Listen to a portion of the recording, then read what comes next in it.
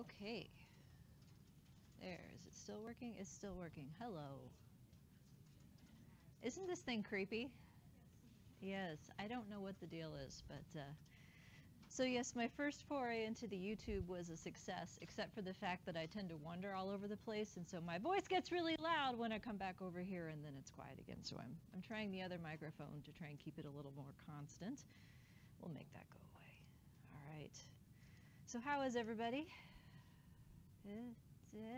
Did you all have good weekends? And you can be honest. You know what? Mine kind of sucked. You know why? Because the day that I have been fearing for 2.5 years arrived yesterday. My 2.5-year-old son figured out how to climb out of his crib. We argued over nap time. He maintained that he was not, in fact, tired, and that he needed to go back downstairs and watch Paw Patrol. I responded, you know what? You've taken a nap every single day of your life. Today is not any different. You shall sleep now. And so I shut the door, went downstairs. I hear this thump. Little feet open the door. He's walking down the stairs. I get out myself. So the crib converts into a toddler bed by taking one of the walls down. We thought, well, if he's just going to climb out, how about he doesn't kill himself while we're sleeping? And we just put, you know, the little child-proof things on the doors. No. So now in the middle of the night, when he wakes up screaming from some nightmare or something, which happens every now and again, instead of me waiting for him to go back to sleep, no, he's going to come get me. So I fought with him from 1 to 3:30, I believe, last night, and at that point I was about ready to kill him. And I said, Daddy, it's your turn. So yeah, so I'm never going to sleep again. I think that's just what I've learned. I'm never going to sleep through the night ever again. Yeah, sorry. Where's Katie? Yep. You're never gonna sleep again until maybe 1 or so, and then until the crib debacle. But you know you have ahead of you. Yes. So eventually they have to sleep, right? At what age was it where you stopped being mad that you were forced to take a nap and you actually voluntarily took a nap? Does anyone remember? Teenager, like 13 or something. Okay, so 11 more years. I'm good to go. All right. So yeah, that was my weekend. I started looking at your SAS homeworks. I'm about 1/3 of the way through. I'm putting comments in Blackboard in response back to you. If you got everything good enough, maybe it wasn't exactly what I wanted, but it would have worked. I gave you all your points. If there's anything I want you to fix, I'm telling you what that is. And there is a revision to the assignment due in a couple of weeks, so you can fix it, get all your points if there is anything that needs to be fixed. I looked at your extra credits. Everybody has the SAS now, right? So that is a victory. Please let me know if you experience any problems in using it. One thing that I saw fairly consistently is some confusion over this whole, when are you defining a SAS library versus what is this file save thing? So let me just go over this real quick. This is just something that's hopefully going to make your life easier, not necessarily life or death. So I had asked you in your homework to call this something else. So I was looking to make sure that you knew where all it needed to be changed whenever you point your files to a different place.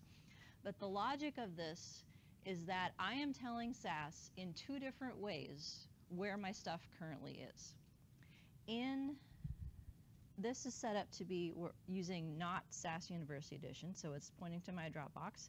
If it were using SAS University Edition, the slashes would be going the other way. But what this piece is doing right now is defining this abbreviation variable that I can use anytime I am talking about a non-SAS data set.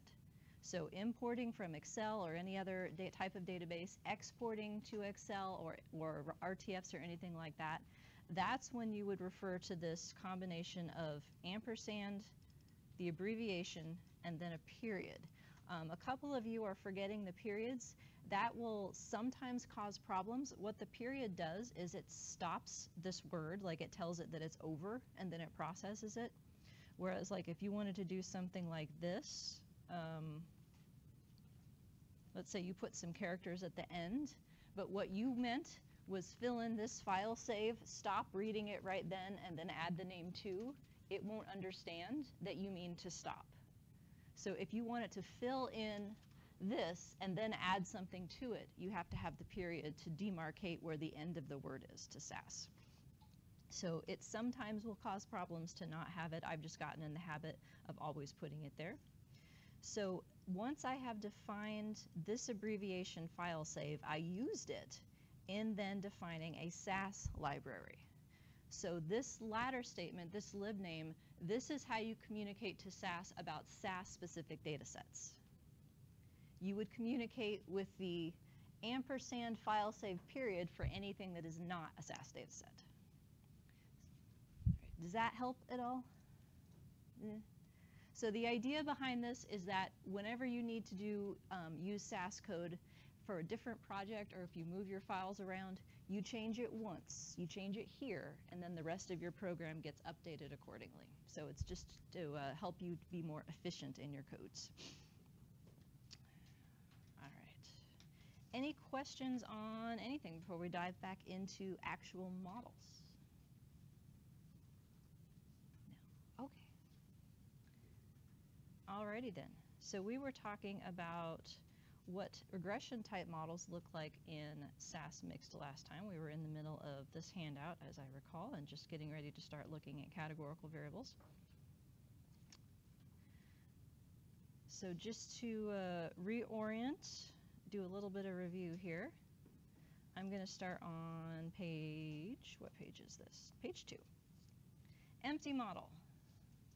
What does the word empty mean? No predictors. What's the point?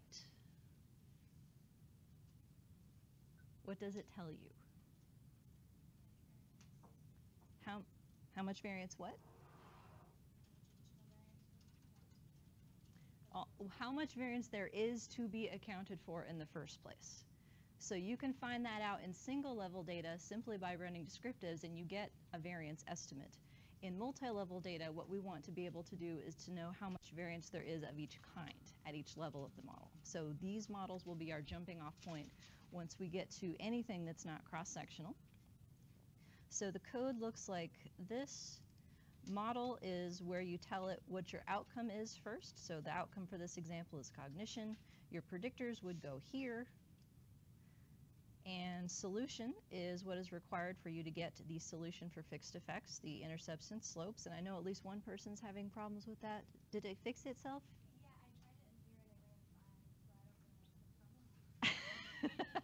So you were on Sass University Edition and it wouldn't give it to you? Yeah. Okay. Try it again whenever if you get the same message, because I need to troubleshoot this because that's weird. Okay. As far as I know, I've never seen any differences in the code between packages. So yeah. So yes, you should have a solution for fixed effects here.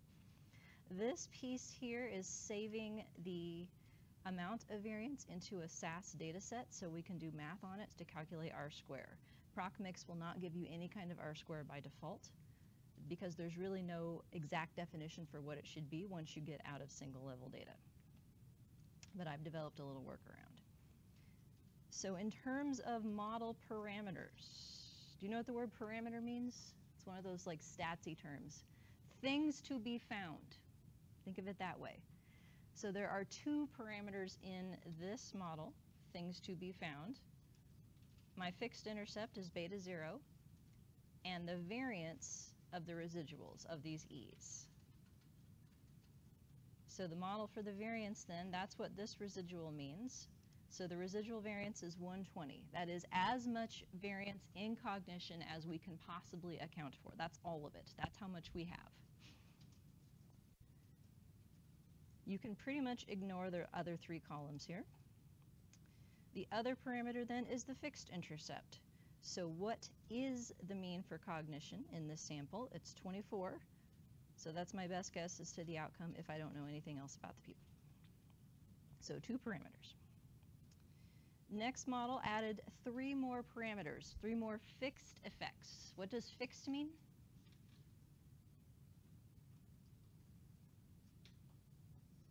New vocabulary word, not a new concept.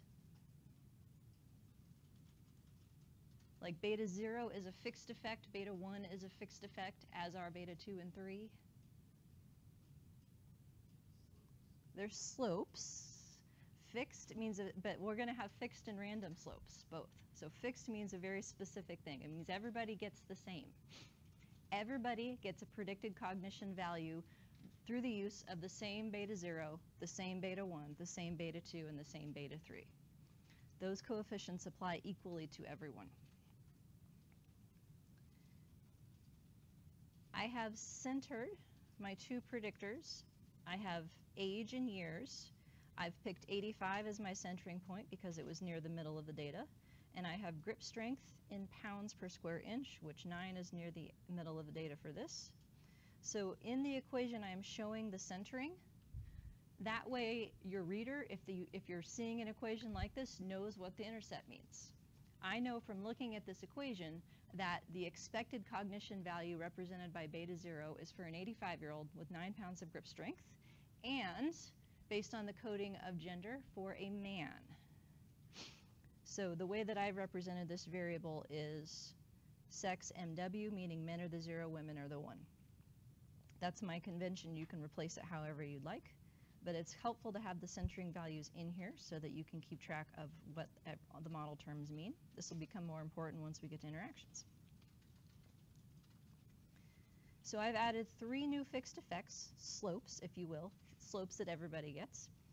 I am asking SAS here in this contrast statement to do a, what's it called when you're testing more than one thing at a time?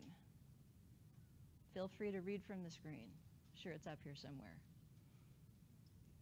Multivariate wall test, yes. So what you know of as a test for R square being significant, that's an example of a multivariate wall test, as are changes in R square. The key idea is that I'm asking simultaneously if these 3 fixed effects are different than 0 as a set.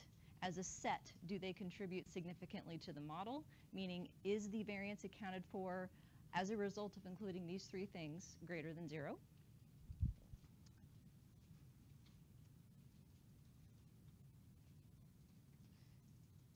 So now, my residual variance is 109. It used to be 120.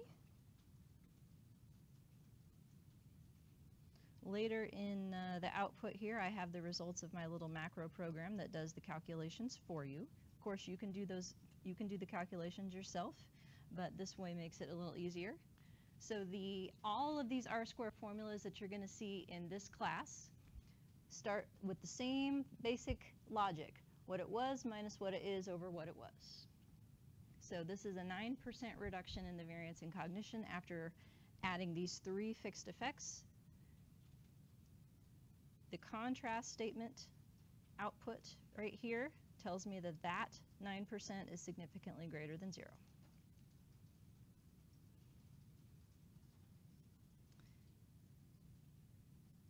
If we were to interpret each of the fixed effects, then in turn, per unit, right? It's very helpful when you're writing up result sections to never say unit. Don't make your reader remember what you're talking about. So if I were talking about this in a journal article or something like that, in a dissertation, what have you, I would say that the effective age is minus 0.4 per year of age. The effective grip strength is an additional 0.5 in cognition per pounds per square inch. And the gender difference favoring whom? Who's higher? Men, because this is a negative effect applied to the group that gets the 1, which is women. The gender effect is minus 3.7. So men are higher, women are lower, however you want to phrase it. And I think that was where we left off. Yep. Okay. So that all should be review, yes? Easy peasy? Yes, good. Excellent. Just like the SAS, I'm all about building self-efficacy. See, you're killing it already. So now we want to talk about groups and how to represent grouping variables. So let me switch back into the lecture. We'll pick up on slide 24.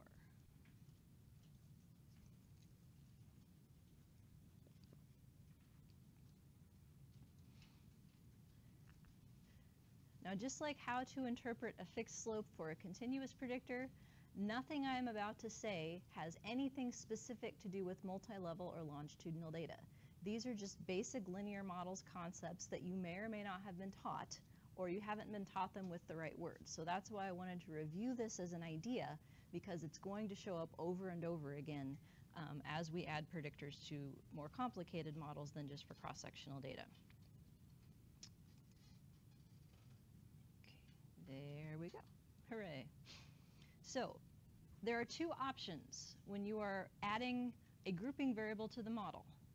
Number one, the more labor-intensive but potentially less difficult way to screw up is for you to do the codes yourself. So that's the idea of dummy coding or contrast coding. And that's what I want to show you first, because whenever you let the program do it, it's actually doing a version of this for you. So I want you to appreciate what it's doing behind the scenes so that you can use either method, depending on the situation, for the most efficient set of results that you can get. So I'm going to show you then how to do this yourself, how the model tells you, regardless of who the reference group is, what every possible group mean is and what every possible group mean difference is.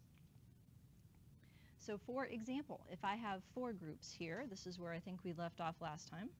Let's say that I have a control group that gets a 0 on this treat group variable. I have 3 different kinds of treatment.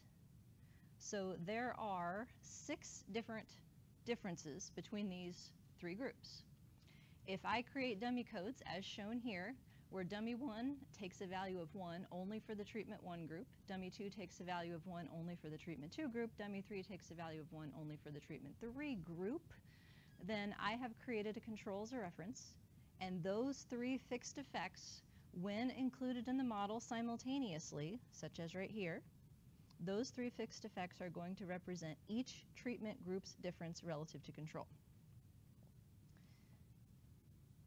Now, this is where I have a different philosophical viewpoint than you may have been taught, but I'll give you my viewpoint and you can decide for yourselves who you want to believe. In this situation, there seems to be dirty words associated with then looking for the other non-reference comparisons, right? They're post hoc tests.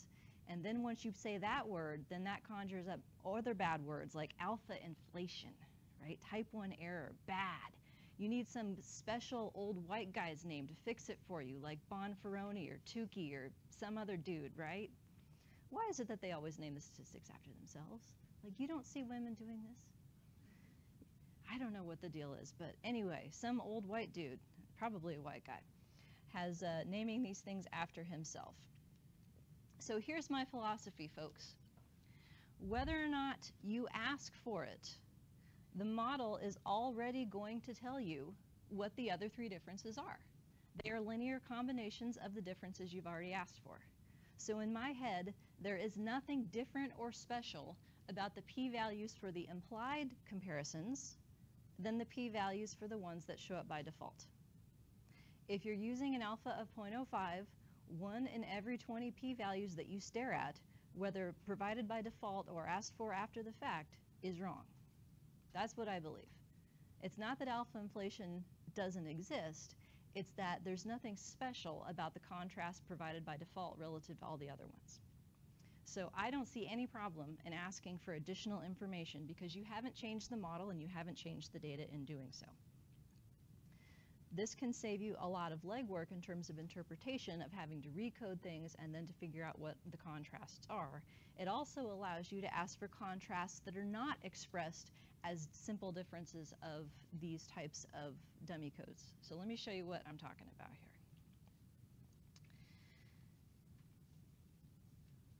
So here's my model.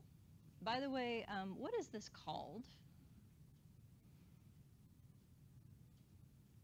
If I have a continuous outcome variable measured once for each person and I have a 4-group predictor variable, what is this? It starts with an A. Anova, yeah, that's what I'm talking about, folks. Yeah, this is Anova.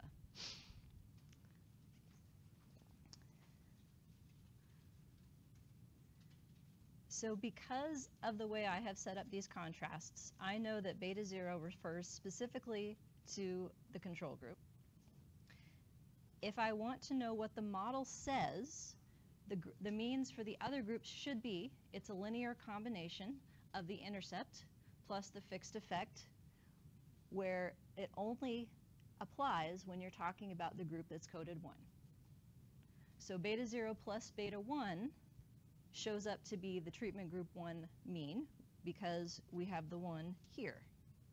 And likewise for this, and likewise for that. Good with that so far? Yes. So if you believe this, then you have to believe that we can get the other group differences because they're already there. So the mean for treatment 1 is a combination of beta 0 plus beta 1.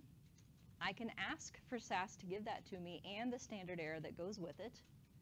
If I want to know what that treatment 1 group is relative to control, I do the math, and it's already a model parameter. So when a beta shows up by itself like this, you know that it's going to show up by default on your output. Whenever you have betas that are linear combinations of each other, you've got to ask for them or figure out how to recode the model to get them. So for instance, treatment 1 versus treatment 2. Well, if I know what the mean is for treatment 2, and I know what the mean is for treatment 1, and I want the difference, the intercepts cancel, and I'm left with beta 2 minus beta 1. So there's nothing extra here that isn't already in the model. Whenever you put in 3 terms for a 4-group variable, the model gives you all 6 contrasts. You just have to know how to ask for them.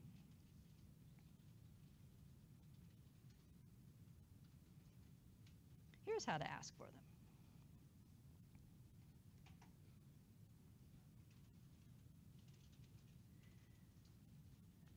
So note that I am treating dummy 1, dummy 2, and dummy 3 as continuous variables. I have set it up so that each is 0, 1, so each of those represents a slope for a 1-unit difference, one group versus another. So I've picked up my contrast statement here. That gives me my Omnibus F Test, just like in Anova. 3 degrees of freedom to express all possible mean differences among the 4 groups. So I've given each dummy code a 1 to get that. These 4 estimate statements here give me my predicted group means. So note the first one is just the beta 0 intercept. It's the only one in which there's only one 1 in these terms. The others give me the predicted group means for each group by a combination of intercept plus difference for the group. So that's the idea of beta 0 plus beta 1 in the second estimate statement for treatment 1. Beta 0 plus beta 2 to get to treatment 2, and beta 0 plus beta 3 to get to treatment 3. Okay, now stare at that for a minute. Tell me if that makes sense. So when I refer to these dummy code variables, what I'm actually talking about is what value should get multiplied by the beta to create a predicted outcome for each group.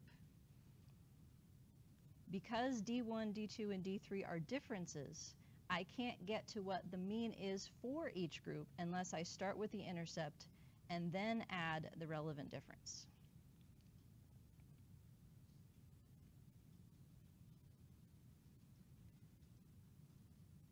The next 6 statements then, 3 of them are unnecessary, 3 of them are necessary, but I put them all here so that you could see the pattern as to how you get the group differences. The differences of control versus each treatment are already specified as model parameters. So I only need one difference and the others don't apply for each of the 3 lines. These are the ones that are going to show up by default. The others then express the idea of differences in betas.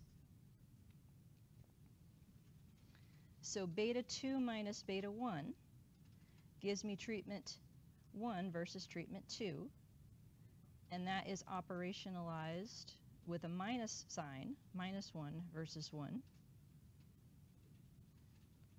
1 versus 3 is a minus 1 here versus a 1 here.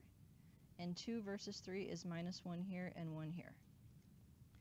Does it matter who gets the minus 1 and who gets the 1? Absolutely not.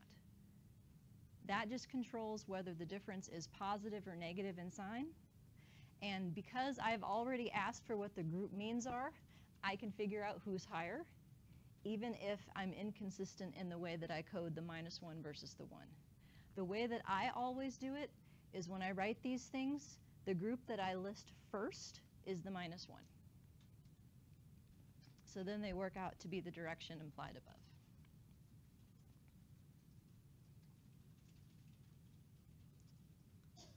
Okay. How are we doing? Now, how many of you are looking at that going, that's a lot of typing? Is there a way to do that with less code? Is anyone thinking that?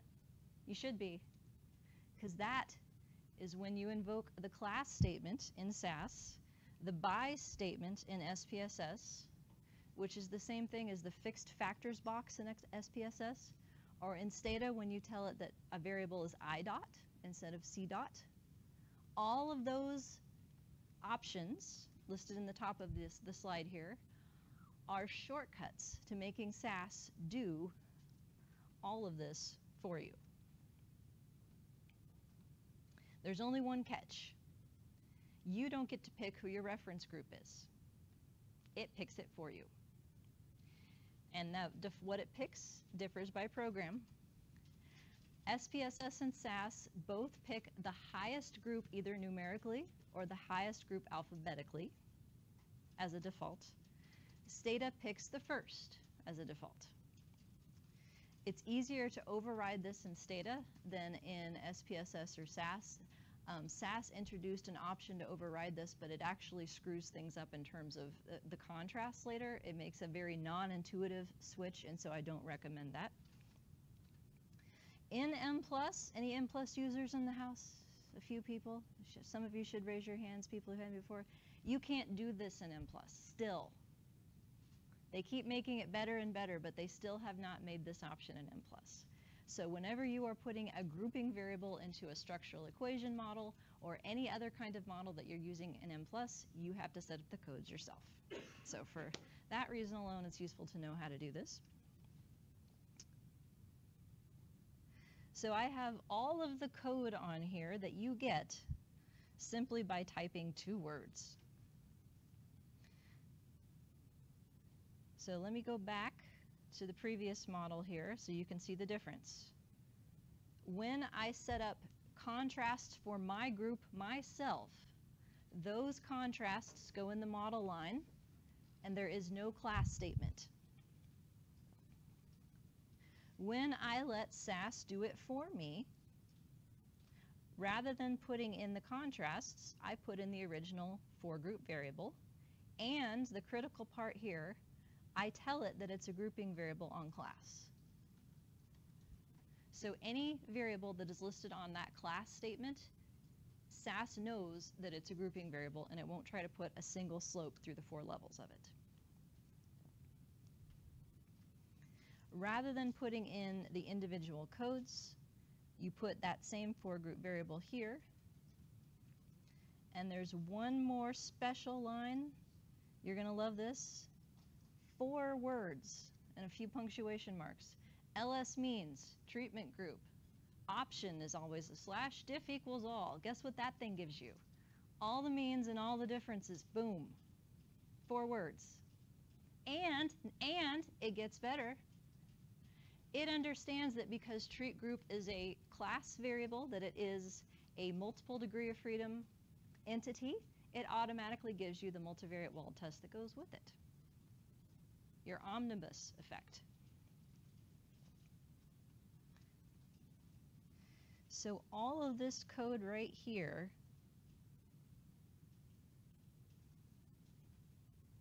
is given to you up here.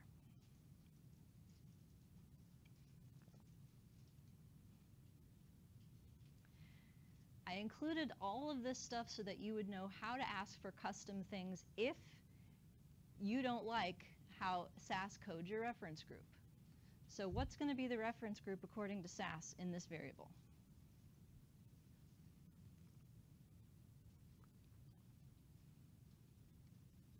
It's not control.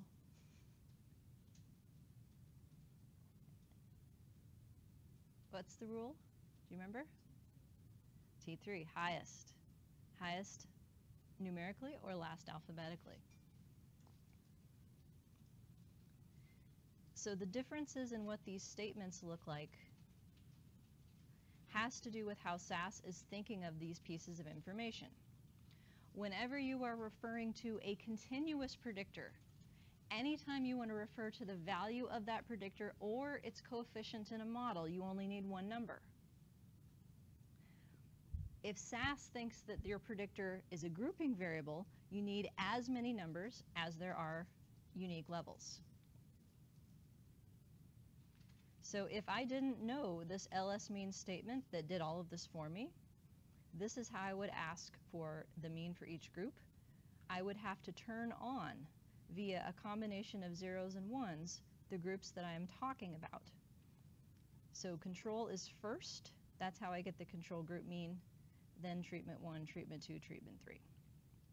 If I want the differences, it's the same pattern of -1 and 1, but rather than applying them to the dummy codes, they stay all behind this one single variable.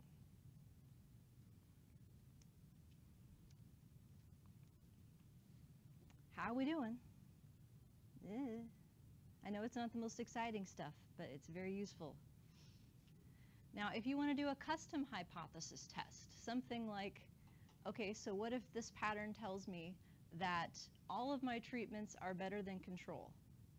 I want to test if them as a set is different than control. I can do a contrast of my own choosing down here. So without recoding my variable, I can ask SAS to say, hey, what's the average of my treatment groups? That's what this first line is doing down here. And then I can say, hey, is that average of the treatment groups significantly different than my control? And that's what this combination at the bottom of your screen here is, -3 and then 1, 1, 1, divisor equals 3. So the rule in these statements is that they have to sum to 0. So divisor equals 3 is essentially taking 0.3 for each of the treatment group means and contrasting it with the full representation of the control group.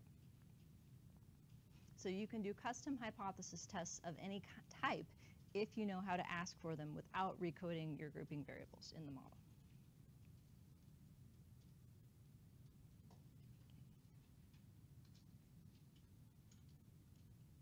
Ta-da!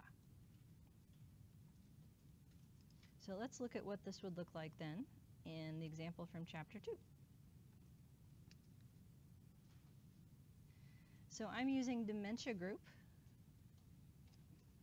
as my grouping variable. There's 3 groups.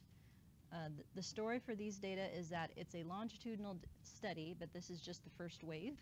And in this first wave, some people already have dementia, very few people. Some people are going to be diagnosed with it during the study, and then some people don't have it and are never going to have it during the study. That's the none group. So that's what these 3 groups mean. So just like treatment group, I have dem group as my grouping variable. I'm showing you how to make contrasts.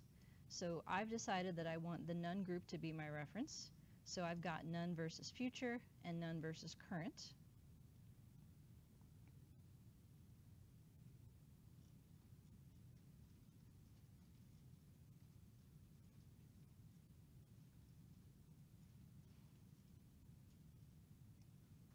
So then when I add dementia group to the model,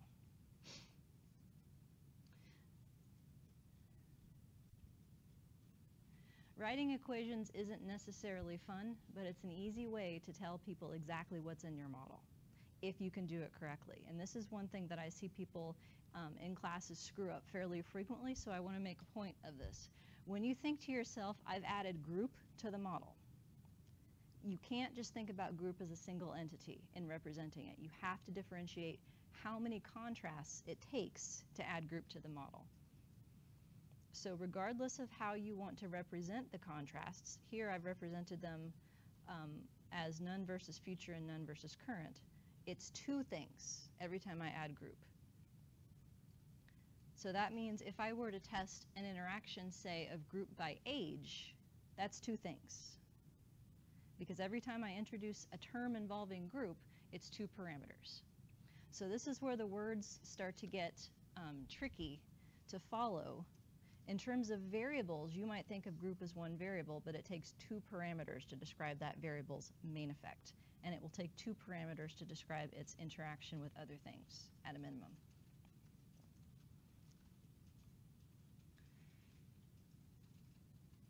So because of the way I've coded it, I'm going to get none versus future and none versus current. What I will not get by default is the comparison of the latter two groups, future versus current. And so that's the one that I have to know how to ask for as a linear combination of the beta weights.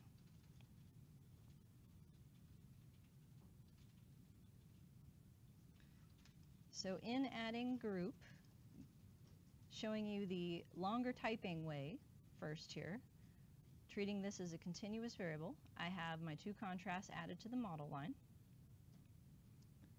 I have two contrast statements here to demonstrate two different types of multivariate wald tests. The first one has a typo, as I look at it here, a copy and paste error. That 3 should be a 5. Do you know how I know that?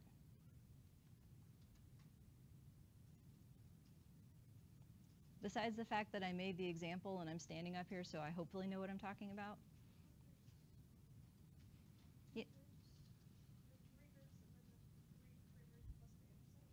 Yeah, so how many words are in that line?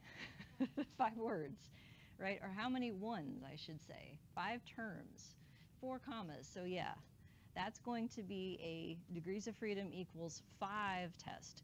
We don't count the intercept because that's how you actually get variance in the first place. It's relative to the intercept. So this is an improvement over just the intercept by itself. So this is the test of the model's R-square at this point. Just listing these two new predictors, you can think of this test 2 different ways. In this case, because these are the only 2 new variables added to the model, I can call this a change in R-square test. Or I can think of it as the omnibus effective group.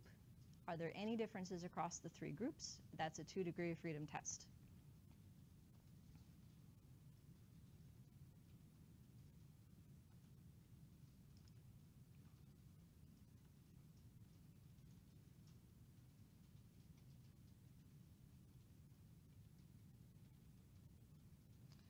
So then I have my 3 conditional means, and I have my 3 group differences. Now note the word conditional here.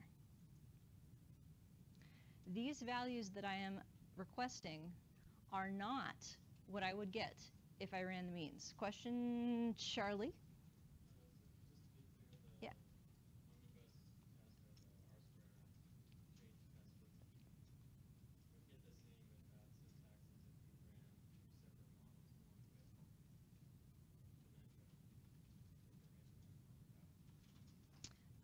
You would get the R-square for each, but the change in R-square itself is an F ratio.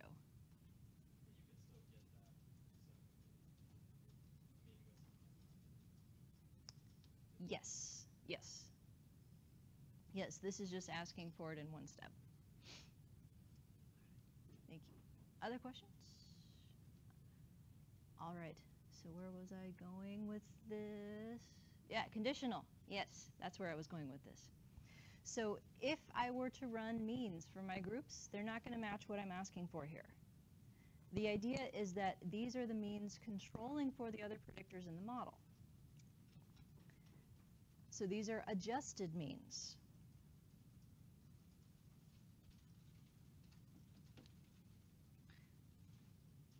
What would I call my model at this point?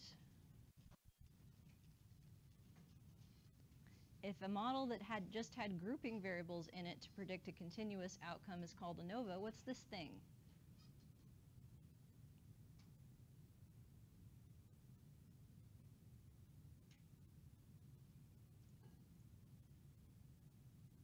Not a trick, I swear. One more letter needed. Ank? Yeah, this is an Ankova, technically, yes. That's what you would have called this. So I have controlled for intercept differences with respect to age, physical health, grip strength, and gender in evaluating whether or not dementia matters. So in this estimate statement then, the means that I get out, because I have not referred to values for these other variables, they are held at 0. So this is the expected outcome for the none group for an 85-year-old grip strength 9 who's a man. I could put in whatever values I want to get the adjusted means for, but the fact that there's no interaction terms means that even though the adjusted means will change, mean differences between dementia groups will not change as a function of the other variables. All of these main effects are marginal. They do not depend on one another. And here's what the differences would look like. The first two are given by default, and you can tell that because there's only one coefficient in these statements. The missing one, the only one that you really need to ask for, is beta 5 minus beta 4, which is right here.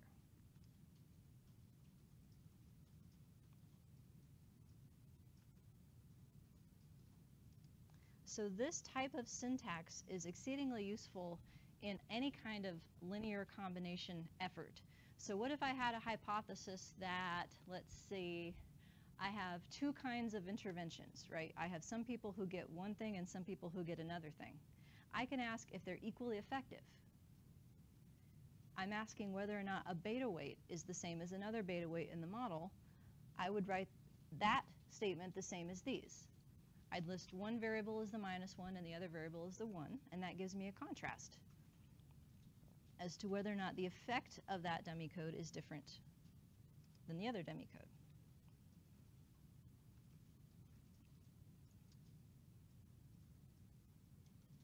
So here we are then. Intercepts 29, who is that for?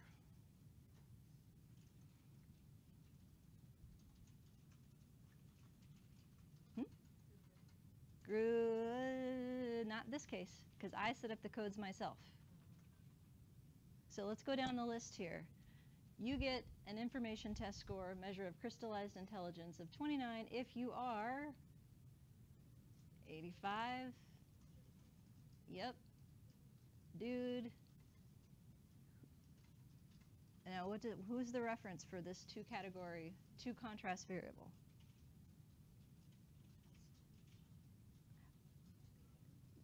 The N group, which means none, so not demented. Not gonna be, not ever gonna be. Not yet, not gonna be. So unsurprisingly, people who are eventually going to be diagnosed during the study are worse off at the beginning, because dementia isn't like falling off a truck. It's not like all of a sudden it just hits you, right? There's signs even before they're clinically salient.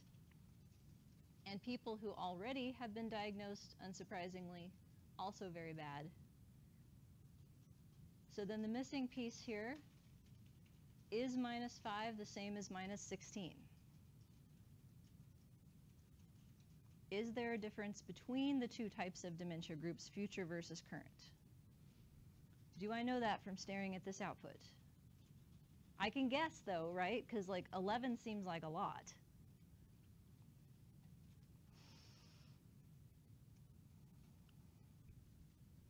Instead of 11, it's actually 10 and some change, but here it is. So yes, there's my missing contrast.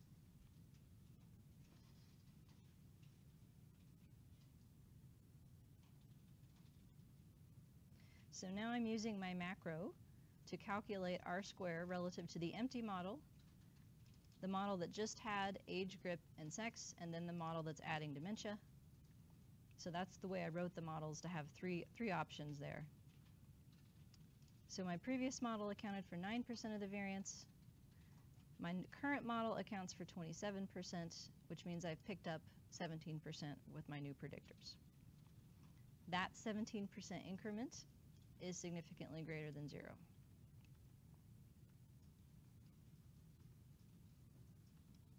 All right. Questions on that?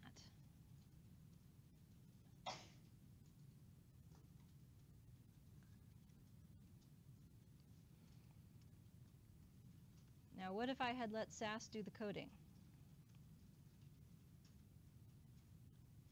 Some changes in the code then.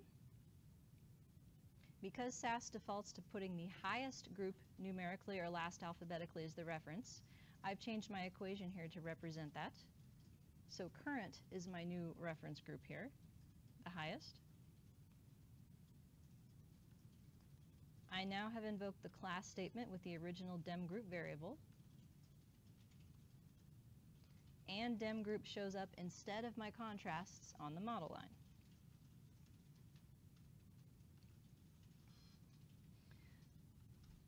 So every time procmix sees dem group, it's going to look for 3 values to follow. You have to tell it which groups you're referring to.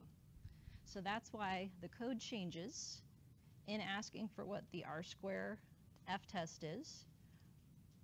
Rather than just listing the 2 contrasts I created, I have to list a contrast within this 3-group variable, 2 different contrasts.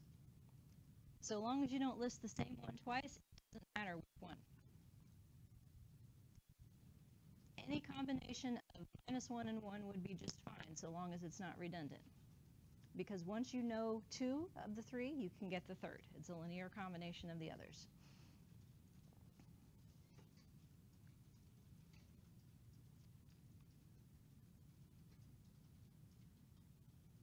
Here's my magical LS mean statement. That gets me my group means. Diff equals all gives me all possible group mean differences. And the at statement is how you tell it what the values of the other covariates are that you want to condition on. So to do the same thing as what we did in the previous model, holding each of the other covariates at their centered 0 values, it would look like that, where you list each covariate in parentheses and then the values in order that you want them to have.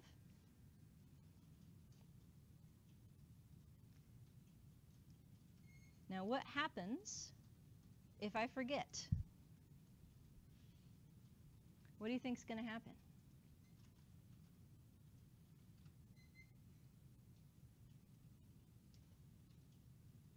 No one wants to guess. Something's going to happen, right? Or I wouldn't be making a point.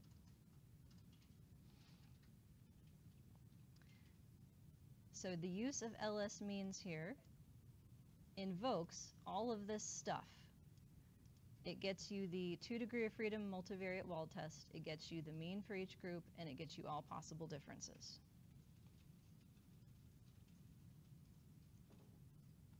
So your output when you're using the class statement is going to look a little different. If you're not sure who your new reference group is, it's the one that has dots here. If you're looking at this, you're like, should that happen? That doesn't look right. How do I work with dots? Does this mean that the mean for group 3 is 0? No. It says, hey, no, don't look at this line because that's your intercept.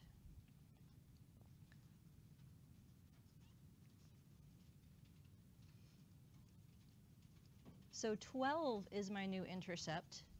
Still for an 85-year-old, still for grip strength 9, still for a dude, but now it's a dude who currently has dementia. That's the difference in interpretation. The other slopes, same or different?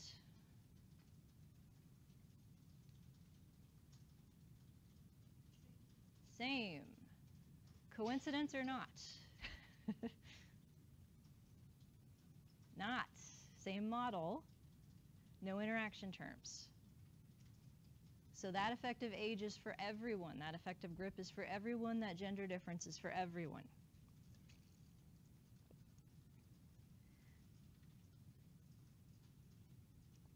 The coefficients for dementia group are different because now they are relative to the third group. So even when using the class statement, the default output only gets you 2 out of the 3 possible contrasts. You still have to know how to ask for the third. Your multivariate wald test shows up here under type 3 tests of fixed effects. This is a piece of output that I did not print for the other ones because it's redundant. By default, it prints it for everything, but you really only need to pay attention to this if you have more than 1 degree of freedom in the numerator. Otherwise, it's just a repeat of what's up at the top, so long as you have no interaction terms in the model.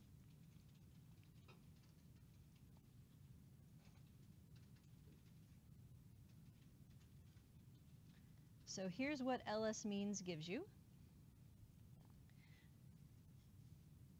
We have the expected group mean for each group. We have the group differences for each group. And down here, then,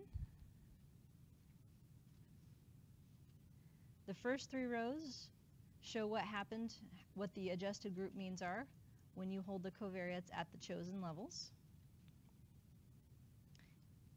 If you forget to do that, and you just type diff equals all,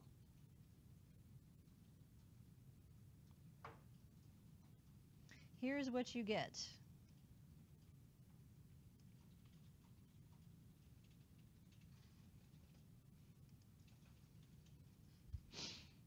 So 27, for instance, is the expected group mean in the none group for somebody who is how old?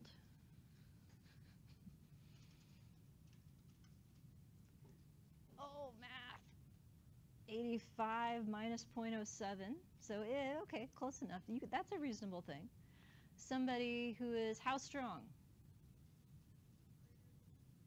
Yeah, 9.11. That's a thing. Man or woman?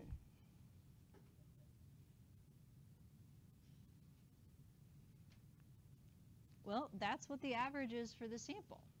There's more women in the sample than men, so it put it at the average.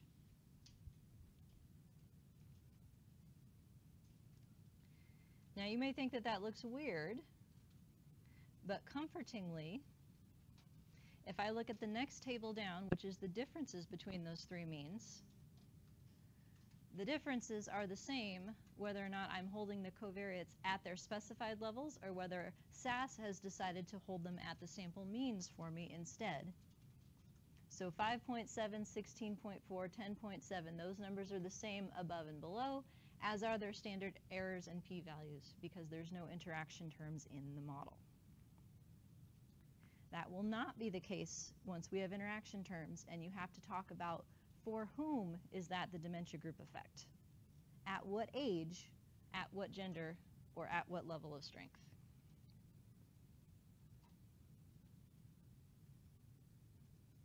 So what I would like for you guys to be able to do is to do whichever turns out to be easiest for a given model. If you're working with an experimental type design where you have like a 2 by 2 by 2 by whatever type thing, letting it figure out the contrast for you is way easier than writing everything out yourself. We're going to look at examples of this later on, but to foreshadow, let's say that I had dem group by some other condition. If I did this,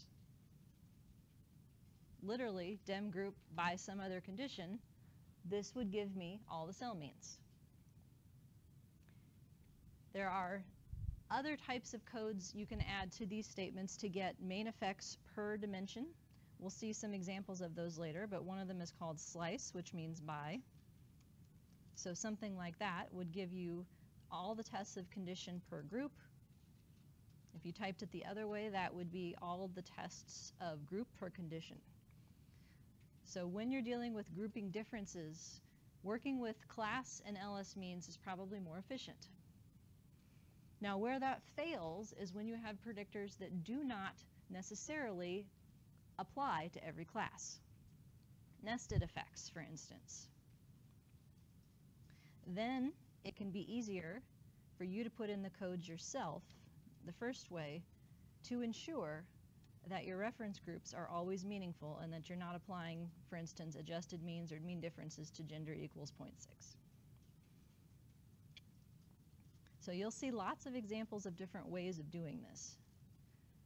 I just want you to be familiar with what it means when you put things in a certain way. All right. Any questions on that?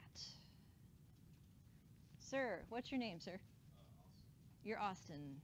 Austin McGuire? Okay, yeah, I just graded your thing. That's why I know this. So the only reason those means were off, they can forget the at and the city. It's because when you originally created your mean center variables, you like rounded up and did like 85.7 or whatever it might be. Mm-hmm. So with our continuous variables, when we mean center, and we forget the at, it's not really an issue. It's just on that. Yes. Categorical variables, then we have to specify that, or we get the weird like Yes, that's when it gets weird. Now, technically, that's the same because that is the mean for that variable. But then when you're trying to make like a plot or something, you would never put, you know, gender equals 0.6. So yes, exactly. Sometimes using the sample mean is sufficient. If it's a variable that actually means something like years of age, I do tend to round so that it becomes easier to talk about a reference point, because then you can, especially when you're showing plots of things, you would have a line for like an 85-year-old and then maybe for, you know, 1 standard deviation above the mean. If it's like, you know, 4.7 or something is your standard deviation for age, I might do a 90-year-old and an 80-year-old rather than just the exact values. But if it's a scale where no one really knows what the numbers mean, then using the exact mean and the exact standard deviation is probably fine. So yes, good question. Other questions, good or bad? No? All right. So there's been some shakeups in terms of first-year sequences across campus. I know EdPsych has stopped teaching Anova on a regular basis. That's still taught in psychology, right? 791? Yes? No?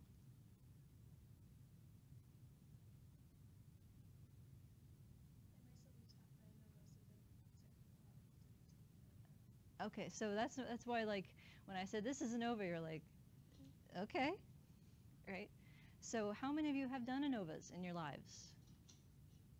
Oh, even though you didn't take the class, amazing, right? It translates. How about repeated measures Anovas specifically? Okay, about half the folks. So the next segment then is to try and transition from how repeated measures Anova addresses longitudinal data. It uses the class statement, by the way, to treat time, and talk about those models, Anova models, as special cases of what a more flexible framework is to be found in the world of multi-level. So I'm going to, okay, restreaming again, hopefully. That thing is so creepy. All right, so this is where I am here. No, today's class is sort of ish. I don't ever try to plan my lectures to last like an exact hour and 15 minutes. I found that to be futile. So it's like today's topic and probably next time's topic, and we'll see how long it takes.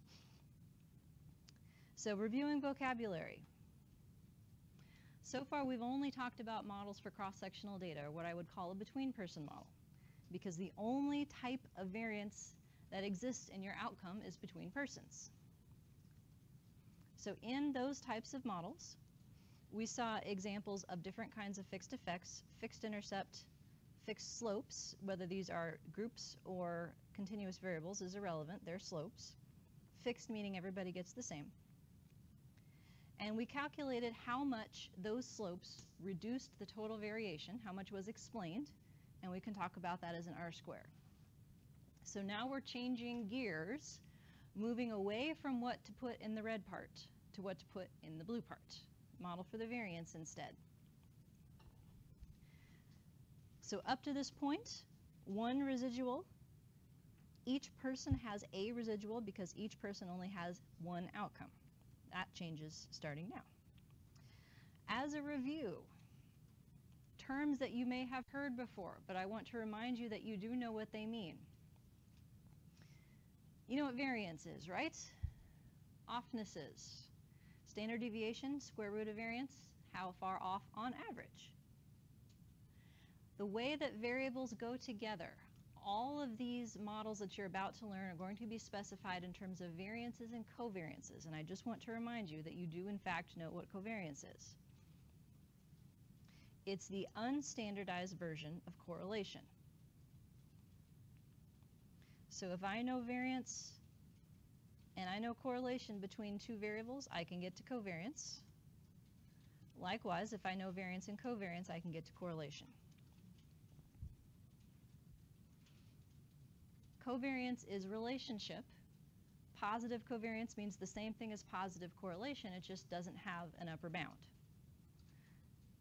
All of the models that we're going to be working with are specified in terms of variance and covariance though, and so I wanted to remind you, it's the same idea as correlation, but in the original scale of the variables.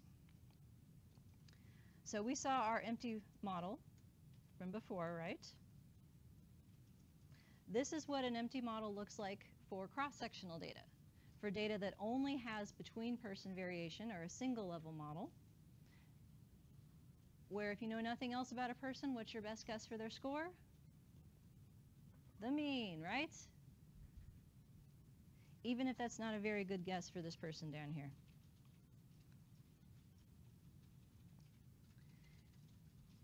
So now, what if I told you that that histogram on the left actually contains 5 observations per person, and here's 3 hypothetical people, my blue person, my yellow person, my purple person. Empty model is the same idea.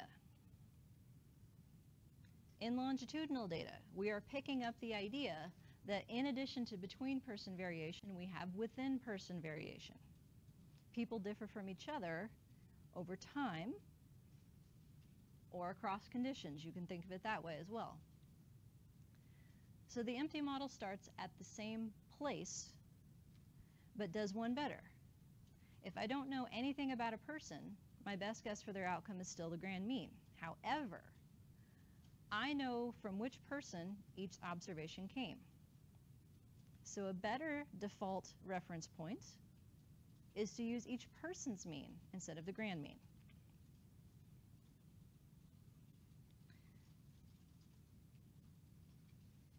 So fixed means everybody gets the same. The idea that the reference point for the empty model in longitudinal data is the person's mean gives us the basis of what's going to be called a random intercept. Fixed means everybody gets the same. Random means each person gets their own.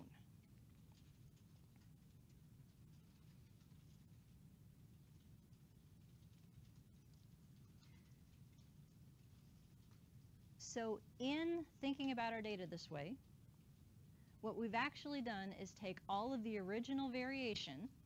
None of it has been explained, by the way, because there's no predictors. These are empty models. We've taken all of the original variation and we've carved it up into 2 piles, 2 components.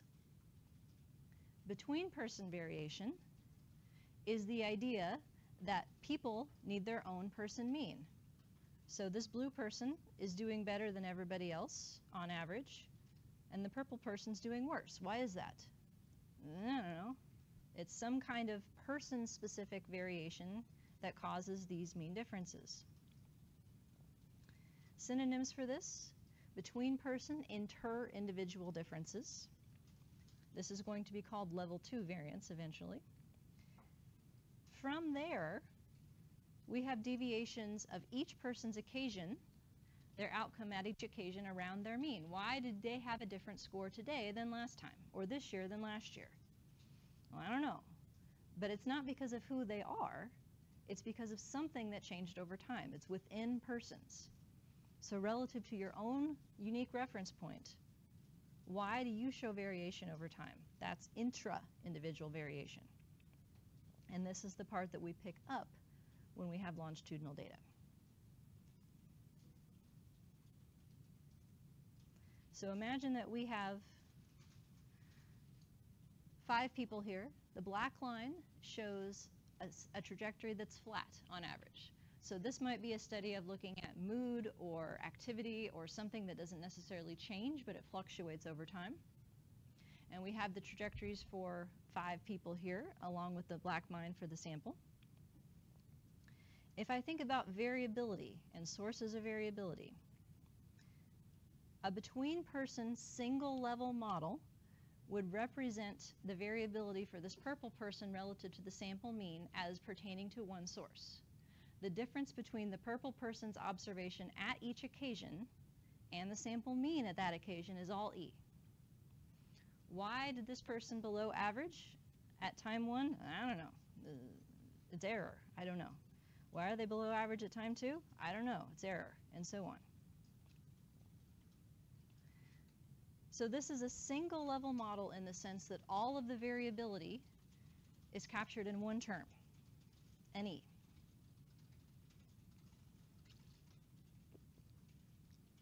Now, besides being normal, and besides constant variance, if we were to apply a single level type model, regression, Anova, and COBA, the stuff we just looked at, to these data, what are these E's supposed to be? Normal, constant variance, and independent, uncorrelated. So if I stare at this picture, it's just a PowerPoint picture, but I can guess, do those E's look uncorrelated to you? No, they're all negative. That's not supposed to happen. So what we're going to do is capture the reason for the correlation in a new term. A new letter. Your new friend U.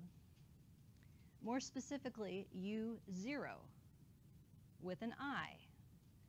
This is our random intercept. So just like beta 0 is the fixed intercept, U0 is the random intercept. Each person gets their own U0, and that's why it gets an I.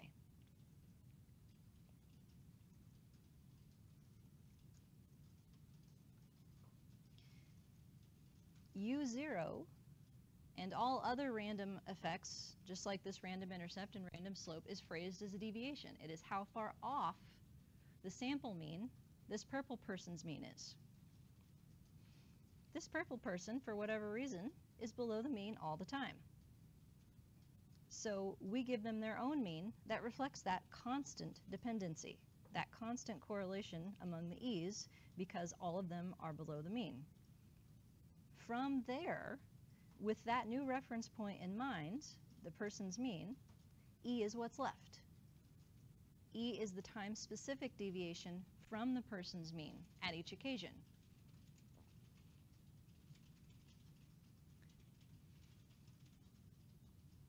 And to the best of my PowerPoint drawing ability, those E's are uncorrelated with time within a person. They're back to where they're supposed to be in regression. If I get the right model for why they were correlated in the first place, the E's that are left are uncorrelated.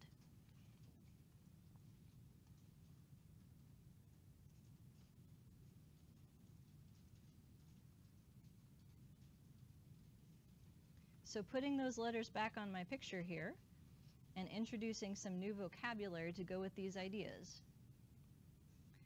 U0 is a random intercept. U0 is how far off from the sample mean my person's mean is.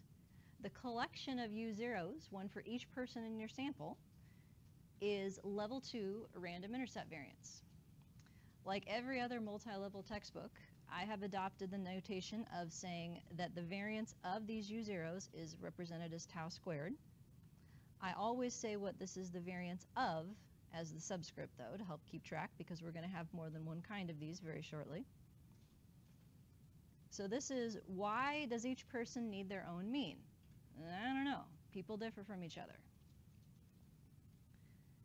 The e's then represent these deviations around the person's mean of each occasion's data.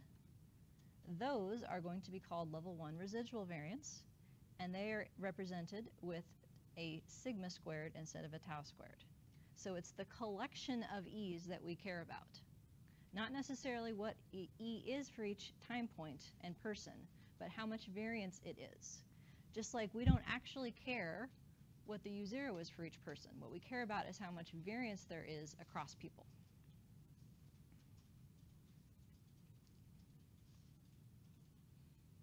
So to put that in equation terminology, the empty model we started with for single level data has a fixed intercept and a residual for how far off each data point is from the mean. The one that we have now that is appropriate for longitudinal data adds a letter. So the model for the means is the same. This fixed intercept is exactly the same. U0I steps in to be how far off that sample mean each person's mean is. From there, after each person gets their own mean by the combination of beta plus u, E is how far off today's observation is from the person's mean.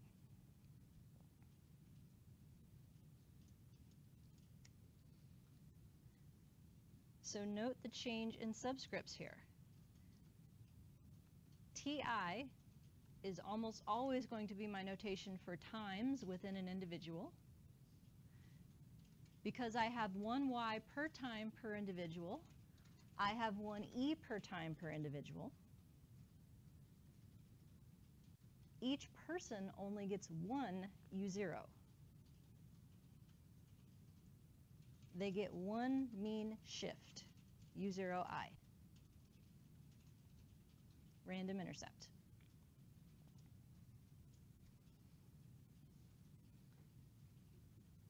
Beta 0 then does not have a subscript. It's fixed. It's for everybody.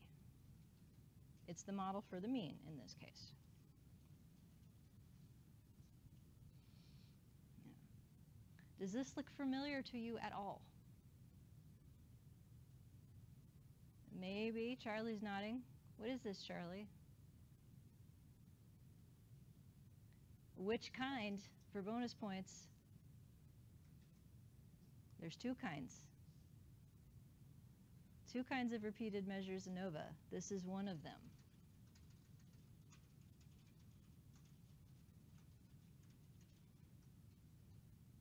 So when you run your repeated measures ANOVA, on the output shows up a test with a bunch of other old white guys' names like wind felt and what is it, greenhouse geyser and all those words, right? And if those tests are significant, you're supposed to look someplace else in the output. This is the univariate approach to repeated measures ANOVA, specifically. Where else in the output you are directed to, we'll talk about as well. That's called the multivariate approach. The whole reason for using repeated measures ANOVA is the idea that you're holding each person as their own control, right? And that variance that is due to the person is kicked out of the denominator when testing the repeated measures factors. That variance is not kicked out of the model, though. It is our friend U0 right there. So by separating out variance that could be explained over time by time things from variance that can't be, anything that could explain E is tested against only E variance. It's a stronger test. And we will see that in action.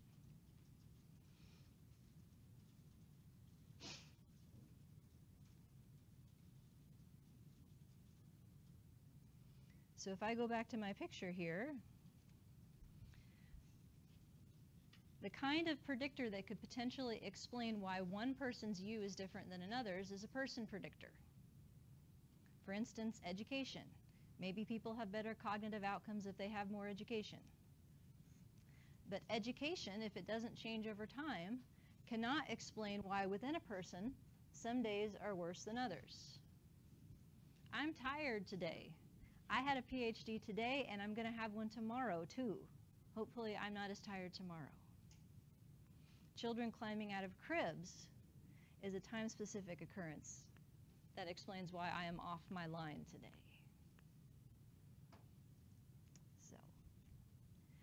So the idea here is that we're isolating sources of variability as pertaining to certain types of reasons, and then we can better assess the tests of those reasons in the model. That's the idea. And the same would apply if we had people nested in groups. We'd want to know how much of it is about the group versus the person.